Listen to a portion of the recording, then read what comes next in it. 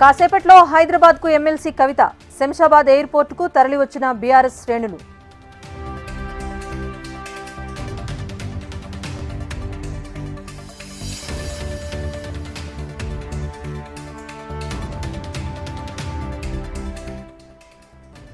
Hydraa కూల్చివేతలపై CM Revanth Reddy కీలక ప్రకటన.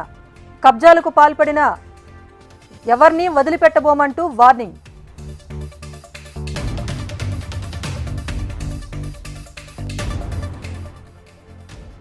మరోసారి Janwada farm house come revenue irrigation అధికారులు.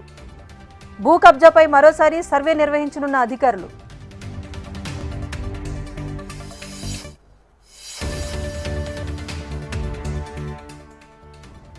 రివర్స్ టెండరింగ్ విధానాన్ని రద్దు చేసిన ఏపీ కేబినెట్. పాత విధానంలోనే టెండరింగ్ ప్రతిపాదనకు ఆమోదం.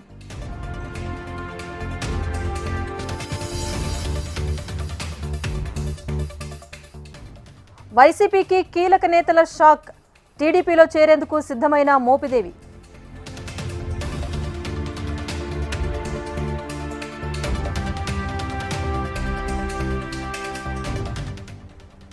సచివాలయ ప్రాంగణంలో తెలంగాణ తల్లి విగ్రహ ఏర్పాటుకు భూమి పూజ. రాష్ట్ర సంస్కృతి ప్రతిబింబించేలా విగ్రహం ఉంటుందన్న సీఎం రేవంత్.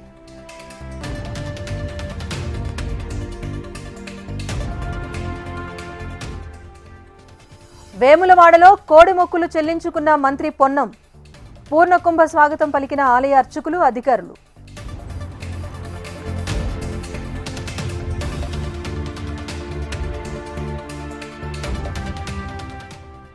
తెలంగాణ వ్యాప్తంగా ప్రబలుతున్న విష జ్వరాలు.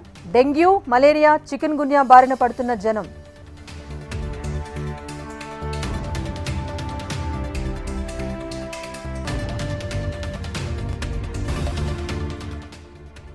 భద్రాద్రి కొత్తగూడెం జిల్లాలో పోలీసుల తనిఖీలు.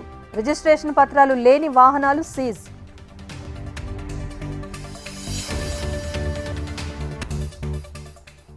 శ్రీశైలం జలాశయానికి కొనసాగుతున్న వరద. జూరాల, సుంకేసుల నుంచి వచ్చి చేరుతున్న వరద నీరు.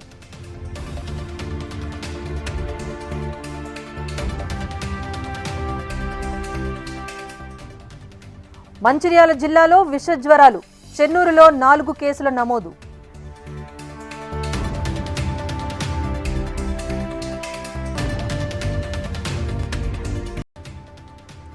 కేంద్ర కేబినెట్లో కీలక నిర్ణయాలు. దేశవ్యాప్తంగా 12 ఇండస్ట్రియల్ స్మార్ట్ సిటీలకు ఆమోదం.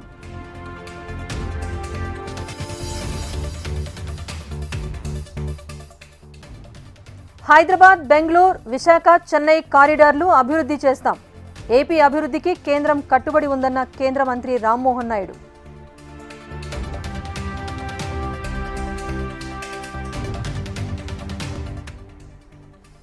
గుంటూరు జిల్లా మంగళగిరిలో మంత్రి లోకేష్ పర్యటన.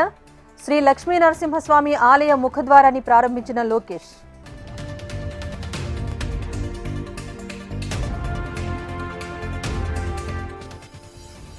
సిబిఐ కోర్టులో వైఎస్ జగన్ కు ఊరట. విదేశీ పర్యటనకు గ్రీన్ సిగ్నల్.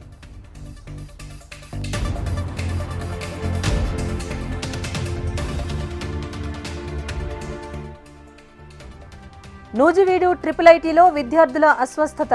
వాటర్ ప్లాంట్లలో శాంపిల్స్ సేకరించిన అధికారులు.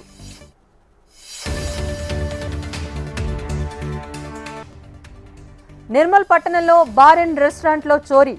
తాళాలు పగులుగొట్టి నగదు, మద్యం బాటిళ్లు ఎత్తుకెళ్లిన దొంగలు.